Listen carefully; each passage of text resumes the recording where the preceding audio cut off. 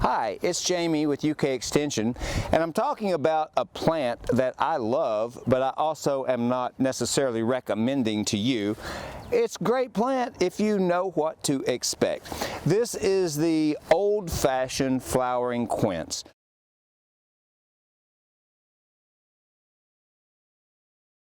Flowering quince is one of those things your grandmother might have had. It's actually a wildly spreading, suckering shrub, and quite frankly, these older varieties have thorns, and I'm backing into them right now. Y'all better appreciate this now. I kill myself for you.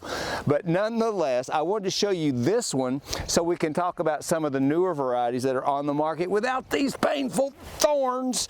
And there's better ones. Now, I'm not saying that we've gotten around all of the issues. The newer ones do sucker, but we have fewer thorns.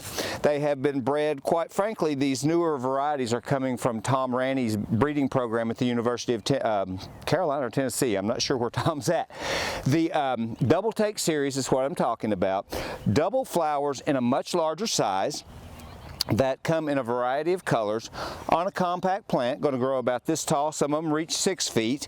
It does sucker even in heavy soils, but without the thorns and a longer bloom period with much larger blooms. The blooms would almost make you think small roses. They come in a deep red color. There is a new peach about this shade in the market now, and there's also an orange one and a rose colored one. So if you need early spring color and you have a large space where you don't mind something taking up some room, quince is durable, extremely tough, does have an occasional issue with fire blight. I think the newer cultivars will get around most of that for you, but will grow in any soil, tolerant of shade, best blooms in sun, and just a nearly indestructible plant. And that's why they were in our grandmother's garden. Back in those days, people didn't baby things, they didn't coddle things. You had to have tough plants, and that's why we see old homesteads with things like old-fashioned lilac and quince bushes that have stood there for some 100 years, long after everyone else has moved along.